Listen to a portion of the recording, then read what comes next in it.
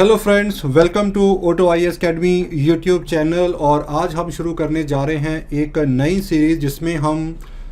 National और international level की जो ग्रेट पर्सनालिटीज़ हैं उनके बारे में हम डिस्कस करेंगे। ये वो नाम हैं जो किसी भी इंट्रोडक्शन की मोहताज नहीं हैं।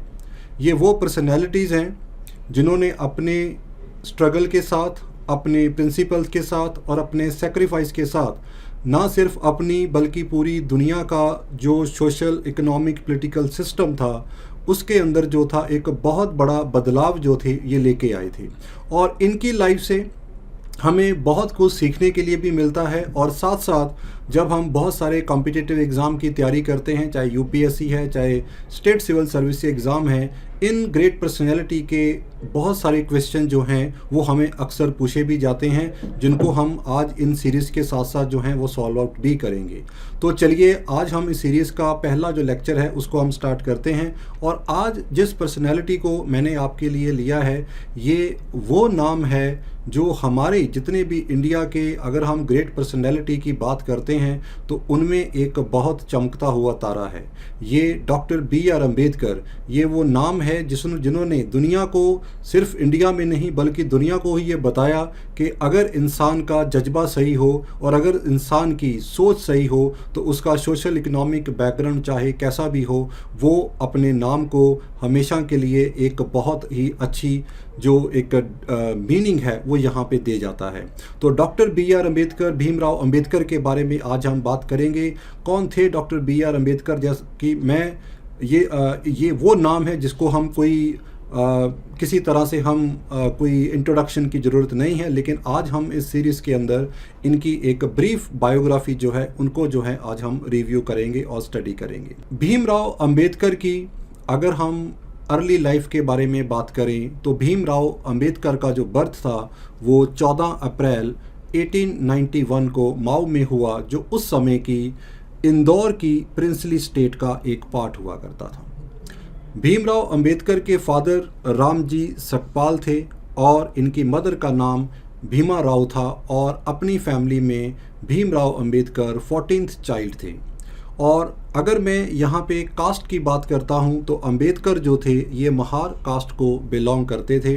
और महार कास्ट जो थी वो एक अनटचेबल कास्ट की कैटेगरी में आती थी, लेकिन within the untouchable caste जो महार थे वो एक मार्शल फोर्स में उनको काउंट किया जाता था। और शिवाजी के टाइम से they were the part of the Maratha army and they were also the part of the British army के जो थे उनको ज्वाइन किया था। और अगर मैं अम्बेडकर जी की फैमिली के बारे में बात करूं तो अम्बेडकर के ग्रैंडफादर, इनके खुद के फादर और 6 अंकल जो थे इन्होंने ब्रिटिश आर्मी में डिफरेंट लेवल पे जो था सर्व किया था। और अम्बेडकर के जो फादर थे राम जी, ये ब्रिटिश आर्मी में एज ए टीचर जो थे ये अपनी सर्विसेज जो थे यहाँ पे दे रहे थे। So this is a bit information about the family background of the Bhimrao Ambedkar here. Ambedkar का जो एजुकेशन था, क्योंकि जब अम्बेडकर के पिता राम जी ब्रिटिश आर्मी से रिटायर्ड हुए तो रिटायर्ड होने के बाद ये रत्नागिरी डिस्ट्रिक्ट महाराष्ट्र में गए और वहाँ पे कुछ समय रहे और वहाँ से ये आगे चले गए सतारा के पास। तो अम्बेडकर की जो अर्ली स्कूलिंग थी वो यहाँ से सतारा से स्टार्ट हुई। कहते हैं कि जो स्कूल होता है वो बच्चे का पहला एक फैमिली होता है, और अगर फैमिली में एक बच्चे को प्यार या एक रिस्पेक्ट ना मिले तो you can very well understand कि उस बच्चे के माइंड के ऊपर क्या बीती है। और ये कुछ चीज़ें यहाँ पे अम्बेडकर जी के साथ भी हुई स्कूल के टाइम के ऊपर, क्योंकि उस समय जो कास्ट सिस्टम था वो बहुत पीक पे था। जो हायर कास्ट के, चाहे वो टीचर थे चाहे वो स्टूडेंट थे, लोअर कास्ट के साथ ना ही तो बैठते थे, ना ही खाना खाते थे, ना ही किसी तरह का कोई मिलवर्तन या सोशलाइजेशन उस समय होता था। और इसका कास्ट का जो डिस्क्रिमिनेशन का जो सबसे पहला एक्सपीरियंस अम्बेडकर जी को मिला वो यहाँ के सतारा के प्राइमरी स्कूल एजुकेशन के अंदर मिला। और he was badly discriminated here. School के एक क्लास के किनारे में उन्हें बैठना पड़ता था और टीचर और स्टूडेंट जो थे उनके साथ उनका जो डिस्क्रिमिनेटरी बिहेवियर बहुत ज़्यादा था। यहाँ पर ही अम्बेडकर जी ने अपने नाम के साथ जो था ये वर्ड यूज़ किया अम्बेडकर। अम्बेडकर ये उन्होंने अपना उनका एक एंशिएंट विलेज था अम्बावेद, यहाँ से उन्होंने अपना नाम लिया। लेकिन इसके साथ हमें ये भी पता चलता है कि उन्हीं के स्कूल में उन्हीं के स्कूल में एक टीचर थे जिनका नाम था अंबेडकर, तो उन्होंने भी भीमराव जी को ये नाम जो था उनके नाम जो था उनके साथ सुफिक्स किया, और तभी जो थे भीमराव अंबेडकर जो थे वो इस नाम के साथ जाने गए। और इसके बाद अपना प्राइमरी स्कूल एजुकेशन पूरा करने के बाद जो अंबेडकर थे अपनी फैमिली के साथ ये बॉम्बे आ गए, और बॉम्बे में ही ज्वाइन एल्फिंस्टन हाई स्कूल जो था इन्होंने बॉम्बे में ज्वाइन किया, जहां पे इन्हें मैट्रिकुलेशन जो था इन्होंने अपना 1908 में पास किया। क्योंकि उस समय चाइल्ड मैरिज जो थी वो एक बड़ा कॉमन फीचर हुआ करती थी उस समय, तो अंबेडकर जी की शादी भी एक चाइल्ड मैरिज की फॉर्म में इनकी शादी जो थी वो रमाबाई के साथ उस समय हो गई।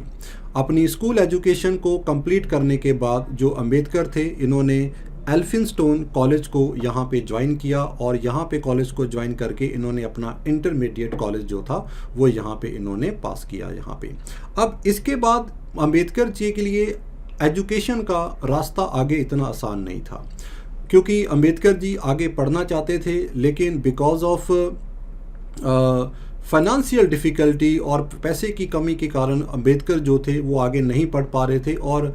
उन्होंने बीच में पढ़ाई छोड़ने का एक बार मन भी बनाया। लेकिन कहते हैं कि अगर आपके दिल में, आपके मन में किसी चीज़ को करने की या पाने की चाह हो तो कुदरत भी आपका पूरा साथ जो है वहाँ पे देती है। तो अंबेडकर जी आगे पढ़ना चाहते थे, लेकिन फाइनेंशियल डिफ़िकल्टी उनके रास्ते का एक बहुत बड़ा रोड़ा थी, जिसके लिए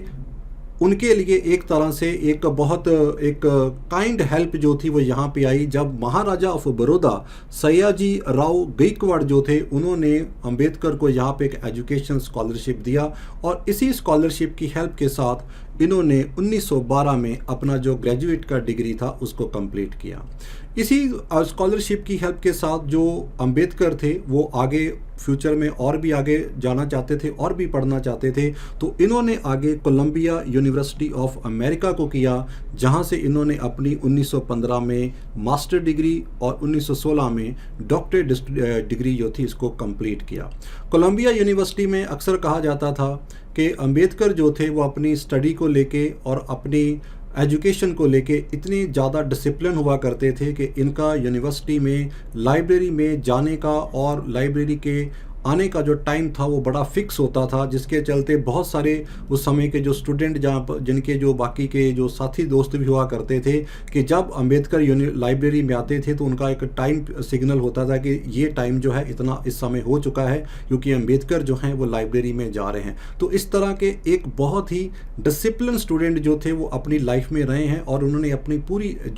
जब भी उन्हें अपना पढ़ाई करने का मौका मिला तो उन्होंने अपनी लाइफ का हर सिंगल मिनट जो था उस एजुकेशन को पूरा करने के लिए इन्होंने लिया। कोलंबिया यूनिवर्सिटी के अंदर जो इन्होंने अपने रिसर्च पेपर लिखे, जो डाइसर्टेशन इनके लिखे, वो 3 डाइसर्टेशन इनके द्वारा कोलंबिया यूनिवर्सिटी में लिखे गए, and they were ancient India commerce, number 2 is caste in India, and number 3 is national dividend in India. ये वर्क इन्होंने यहाँ पे लिखे। कोलंबिया यूनिवर्सिटी में अपना एजुकेशन कंप्लीट करने के बाद ये आगे इंग्लैंड गए, और इंग्लैंड में इन्होंने London school of economics and political science को ज्वाइन किया अक्टूबर 1916 में, और यहीं पे ही साथ साथ में इन्होंने ग्रे इन इंस्टीट्यूट को भी ज्वाइन किया for the further legal studies here. लेकिन अभी इन्होंने अपना एजुकेशन यहाँ पे स्टार्ट ही किया था कि एक बहुत बड़ी मुश्किल इनके पास फिर यहाँ पे आ गई। इनके पास जो स्कॉलरशिप इनको दी गई थी उसका जो टाइम ड्यूरेशन था वो ख़त्म हो गया। Again financial difficulty, the funding का जो प्रॉब्लम था वो अंबेडकर जी के पास यहाँ पे फिर आ गया, जिसके चलते अंबेडकर जी को वापस इंडिया आना पड़ा। लेकिन अंबेडकर जी जब वापस इंडिया आए थे इनके दिमाग में एक चीज़ जरूर थी कि I will go back and I will complete my education there. तो ये इंडिया में आते हैं, और इंडिया में आते हैं जब लंदन स्कूल ऑफ इकोनॉमिक्स से ही ज्वाइन सिंधरम कॉलेज ऑफ महाराष्ट्र। तो इन्होंने इसको यहाँ पे ज्वाइन किया, यहाँ पे 2 साल as a teacher, as a lecturer इन्होंने यहाँ पे टीच किया, और इन 2 साल टीच करके इन्होंने कुछ पैसा जो था वो अपने पास सेव किया, कुछ पैसा इन्होंने उधार मांगा, किसी न किसी तरह से अपना जो मनी प्रॉब्लम था उसको सॉल्व किया, और सॉल्व करके ये वापस फिर लंदन गए, और लंदन जाके इन्होंने अपनी एजुकेशन को कंप्लीट किया। कहते हैं कि जहाँ पे चाह होती है वहाँ पे राह भी होती है, और अंबेडकर जी अपने जो भी मन में सोचते थे कि ये काम मुझे करना है तो उसके लिए वो अपना पूरा जो अपनी डिटर्मिनेशन थी उसको पूरा उसके अंदर झोंक देते थे। और देखिए फिर 2 साल बाद वापस लंदन जाते हैं और लंदन जाके ये इकोनॉमिक्स में एमएससी और बाद में 1923 में ये आगे डॉक्टरेट करते हैं। और इसके साथ साथ ये अपना जो लीगल स्टडी है उसको भी कंप्लीट कर जाते हैं और उसको कंप्लीट करने के साथ ये वहाँ पे एज ए बैरिस्टर जो हैं ये वहाँ पे क्वालिफाइड भी हो जाते हैं। अब अंबेडकर जी जब इतना बड़ा एजुकेशन ले जाते हैं, लीगल फील्ड में भी इनका बहुत बड़ा नाम होता है, and he came back to Bombay, तो अपना वहाँ पे लीगल प्रैक्टिस जो है उसको स्टार्ट भी करते हैं। लेकिन अंबेडकर जी के बैक ऑफ द चैनल, जो बैक ऑफ द माइंड था, वो इनके दिमाग में हमेशा एक चीज़ ये रहती थी कि किसी न किसी तरह से I should work for the abolition of the untouchability, ये सोशल इनजस्टिस जो डिप्रेस क्लासेस के साथ जो है वो हो रहा है, और ये इस चीज़ को जो था वो ख़त्म करना चाहते थे। Back of channel that was going on here, और ये चाहते थे कि जो डिप्रेस क्लासेस हैं उनके लिए उनका जो सोशल इकोनॉमिक स्टेटस है वो राइज हो और उनके पास भी बेटर अपॉर्चुनिटी हो ज़िंदगी में आगे बढ़ने के लिए और कुछ आगे बढ़िया करने के लिए। लेकिन इसके लिए इनका जो सबसे बड़ा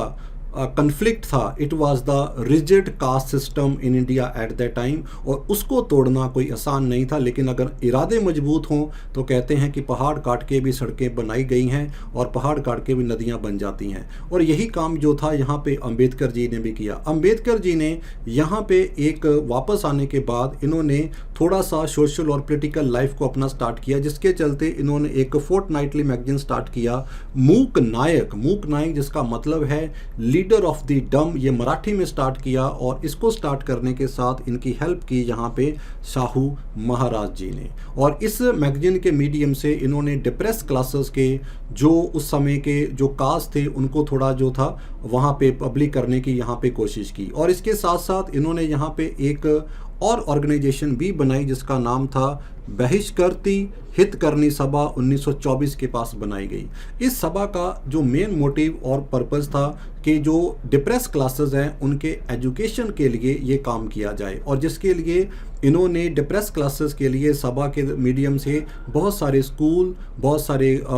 लाइब्रेरीज और जो एजुकेशन सेंटर थे वो यहाँ पे महाराष्ट्र के एरिया में यहाँ पे इनके द्वारा ओपन किए गए। और यह साथ साथ इन्होंने 5 साल के पीरियड के अंदर 4 बोर्डिंग स्कूल भी जो थे इन्होंने यहाँ पे बोर्डिंग हाउस वहाँ पे बनाए, जहाँ पे डिप्रेस क्लासेस के जो बच्चे थे वो यहाँ पे आते थे और वहाँ पे पढ़ते थे। क्योंकि जो कास्टिज्म के कारण जो डिप्रेस क्लासेस के जो स्टूडेंट हुआ करते थे they were not allowed to go and live with the higher caste people. तो इस तरह से इन्होंने एजुकेशन के साथ काम किया। फिर अंबेडकर जी को लगा कि मुझे अपने जो आइडियाज़ हैं इनको और भी ज़्यादा सेपरेट करने की ज़रूरत है, ज़्यादा से ज़्यादा मुझे मासस के साथ जो है उसको सेपरेट करने की ज़रूरत है, जिसके लिए इन्होंने कुछ अपने जर्नल और न्यूज़पेपर भी चलाए, जैसे कि बहिष्कृत भारत अप्रैल 1927, समता मार्च 1929, जनता नवंबर 1930, ये 3 इनके द्वारा जर्नल और न्यूज़पेपर चलाए गए। लेकिन ये जो जर्नल या न्यूज़पेपर थे ये ज़्यादा लंबे समय तक जो थे आगे नहीं चले, क्योंकि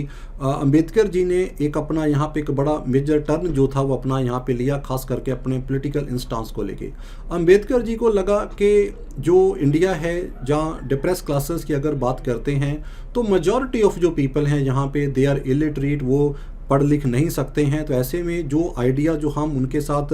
इन जर्नल या मैगजीन के साथ शेयर करने की कोशिश करते हैं वो उनके पास नहीं पहुंचते हैं। तो अगर हमें डिप्रेस क्लासेस के लिए वाकई में कुछ उनके वेलफेयर के लिए काम करना है तो I have to join the politics, तो मुझे पॉलिटिक्स में आना होगा। और इसके लिए मुझे I have to use the technique the satyagraha, जिसके कारण मैं जो इन डिप्रेस क्लासेस के इशू हैं उसे मास लेवल के ऊपर ला सकता हूं, and I can be some help to this kind of people. और यहीं से ही अंबेडकर जी का एक जो पॉलिटिकल लीडरशिप में जो है वो यहाँ पे एक स्टेप वो है यहाँ पे लेते हैं। और इसकी स्टार्टिंग अगर हम देखें तो 2 मेजर इवेंट होती हैं। एक होता है वाटर सत्याग्रह महाड के अंदर, जहाँ पे महाराष्ट्र के अंदर जहाँ पे एक कुआं होता है। कहते थे कि उस कुएं का जो पानी था वो बहुत मीठा होता था, लेकिन जो डिप्रेस क्लासेस के लोग होते थे वो अलाउड नहीं किए जाते थे कि उनको उस कुएं से पानी लिया जाए, and it was all in the domain of the upper caste people. तो तब अंबेडकर जी ने एक बहुत बड़ा जो वाटर सत्याग्रह यहाँ पे स्टार्ट किया, he went to the area of the Mahad here, और वहाँ पे जाके इन्होंने उस कुएं से पानी पिया, जिसके कारण जो अपर कास्ट के लोग थे उस समय, जो अपर हिंदू कास्ट लोग थे, they objected to doctor B R Ambedkar, और इसके साथ वहाँ पे उन्होंने बड़ा इसका एक स्ट्रॉन्ग जो था उन्होंने इसका ऑब्जेक्शन भी किया। लेकिन डॉक्टर बी आर अम्बेडकर ने कहा था कि हमारा जो ये सत्याग्रह होगा ये पीसफुल होगा, हम किसी के साथ लड़ाई नहीं करेंगे। इसके बाद ये पानी का इशू जो था ये कोर्ट में भी गया, लेकिन ये डिसीजन आने में काफ़ी लंबा समय लगा। 1927 में बॉम्बे हाई कोर्ट ने ये डिसीजन दिया कि जो डिप्रेस क्लासेस हैं they have a right to drink water from this particular area. इसके साथ ही एक और इशू आ जाता है, दैट इज़ द राम मंदिर, जिसे कलाराम टेम्पल भी कहा जाता था नासिक के अंदर। जो 1930 के बाद यहाँ पे भी अम्बेडकर ने एक मार्च निकाला, और अम्बेडकर जी ने कहा कि जितने भी हिंदू हैं, all the Hindu belonging to all the caste, they should have a right to entry in the Ram temple mandir here. और इसको भी अपर कास्ट जो लोग थे उन्होंने काफ़ी इसको ऑब्जेक्ट किया, लेकिन बाद में इन दो इवेंट के चलते, ये महाड का और राम मंदिर का जो इशू हम यहाँ पे देखते हैं, कलाराम टेम्पल का इशू है, इन दो इशू के कारण जो हैं यहाँ से अम्बेडकर जो हैं वो डिप्रेस क्लासेस के एक सुप्रीम लीडर जो हैं वो निकल के आते हैं, और पॉलिटिकल लेवल के ऊपर उनकी एक रिकॉग्निशन है, और उनकी एक जैसे बोलते हैं कि लीडरशिप की जो शाख है वो इन दो सत्याग्रह के कारण उनकी बनती है। और इन्हीं की वजह से he was nominated because of the political recognition. At that time he was nominated to Bombay legislative assembly में ये नॉमिनेट हुए। 1930 के दौर में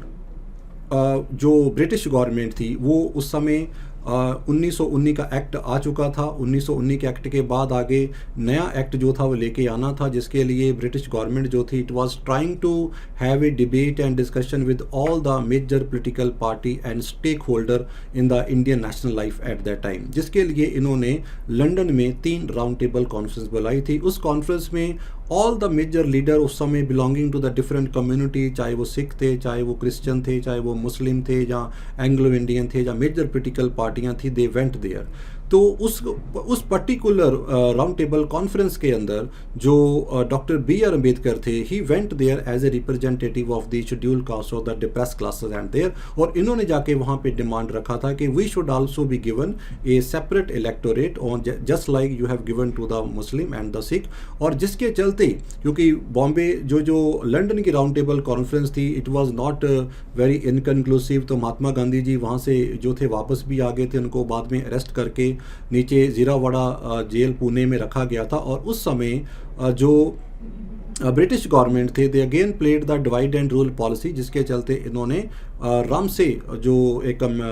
कॉमनल अवार्ड जो था उस समय प्राइम मिनिस्टर रामसे जो थे उनके द्वारा कॉमनल अवार्ड 1932 में वहाँ पे डिक्लेयर किया गया, जिसके अंदर डिप्रेस क्लासेस जो थी इनको भी सेपरेट मिन्योर इलेक्टोरेट दे दिया गया। लेकिन गांधी जी इसके बहुत अगेंस्ट थे, और गांधी जी का मानना था कि ये जो कॉमनल अवार्ड है it is a basically an attempt of the British government to divide the Hindu, और हिंदू कम्युनिटी को ये डिवाइड करना चाहते हैं, जिसके कारण गांधी जी यहाँ पे फास्ट इनटू डेथ के ऊपर जो थे वहाँ पे जीरावाड़ा जेल में बैठ गए थे। बाद में सम लीडर जैसे कि मदन मोहन मालवीय के कहने के ऊपर डॉक्टर बी आर अम्बेडकर जो थे इनका एक यहाँ पे कॉमन जो था वो यहाँ पे एक एग्रीमेंट हुआ, जिसके चलते पूना पैक्ट साइन किया गया। ये पूना पैक्ट जो साइन किया था it was doctor B R Ambedkar और हिंदू अपर कास्ट के जो रिप्रेजेंटेटिव थे देवर द मदन मोहन मालवीय के बीच में साइन हुआ, जहाँ पे डॉक्टर बी आर अम्बेडकर ने सेपरेट इलेक्टोरेट जो था उसको लेने से मना कर दिया। लेकिन इसके बदले में जो डिप्रेस क्लासेस थी उनकी जो सीट्स थी असेंबलीज के अंदर,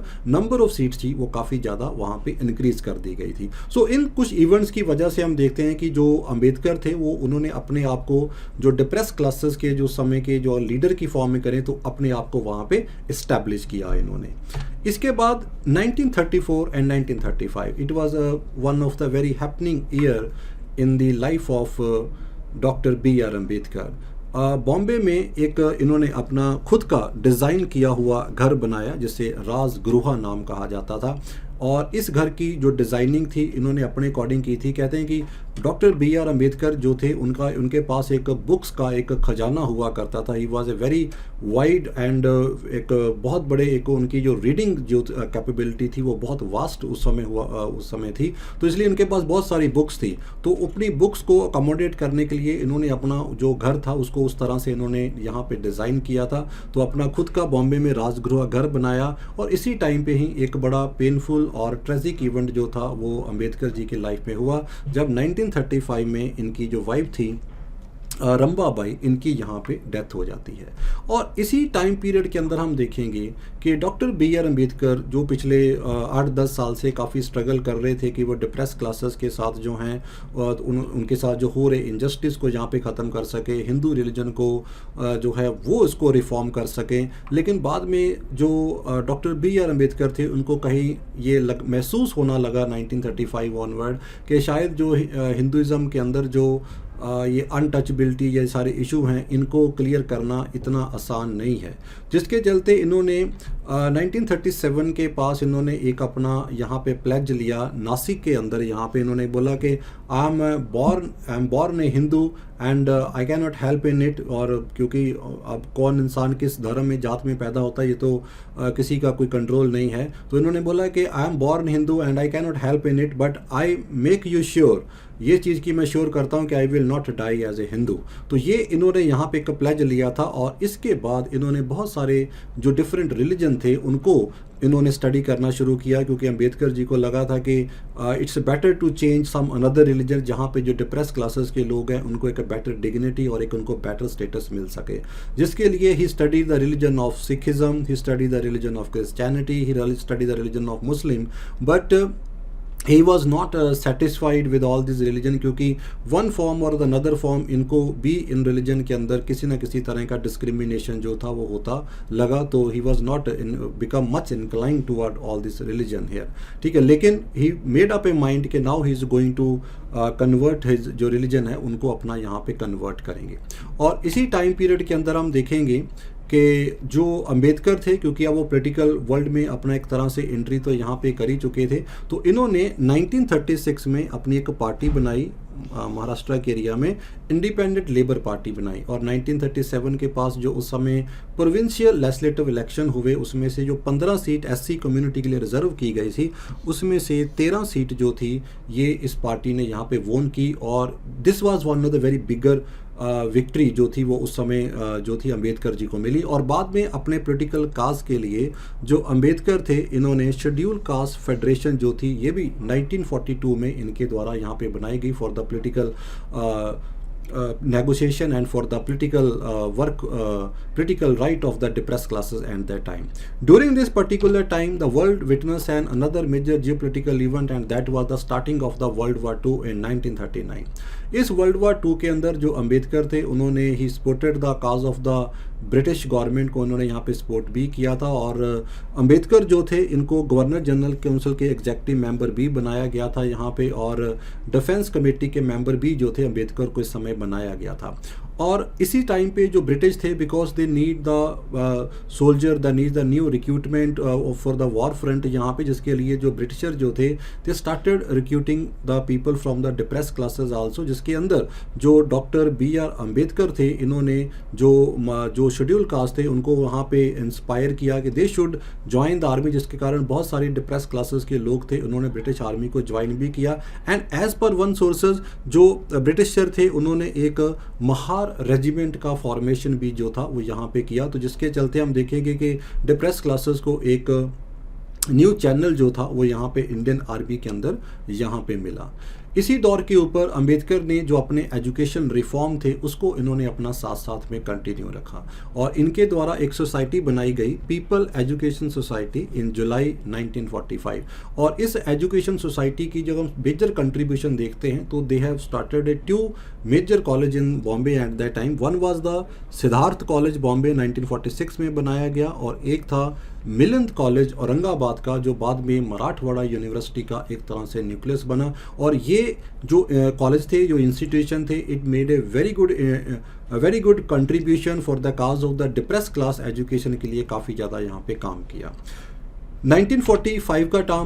टाइम में देखते हैं कि world war two it came to an end, ये ख़त्म हो गई। वर्ल्ड वॉर टू जब ख़त्म हो गई तो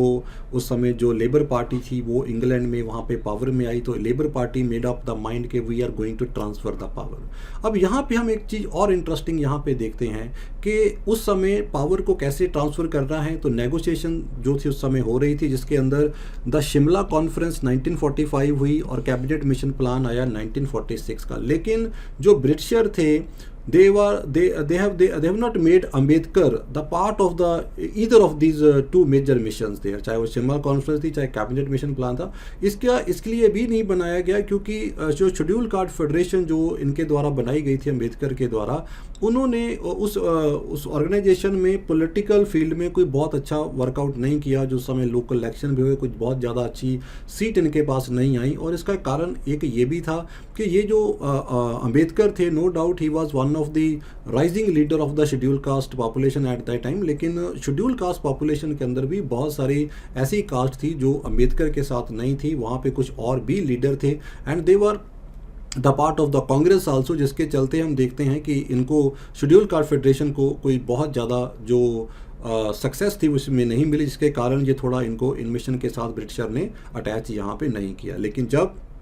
कॉन्स्टिट्यूट असेंबली बनाने की बात हुई और हमारी कॉन्स्टिट्यूट असेंबली को बनाया गया, जिसके बीच में डॉक्टर बी आर अम्बेडकर जो थे ये बंगाल से पहले इलेक्ट होके आए और उसके बाद later on he was also represented from Bombay also. और कॉन्स्टिट्यूट असेंबली में doctor B R Ambedkar was a natural choice for the drafting committee, क्योंकि जो इनका लीगल नॉलेज था, जो लीगल बेस था, it was incomparable at that time. तो जिसके चलते इनको ड्राफ्टिंग कमेटी का चेयरमैन बनाया गया। हमारे कॉन्स्टिट्यूशन का इनको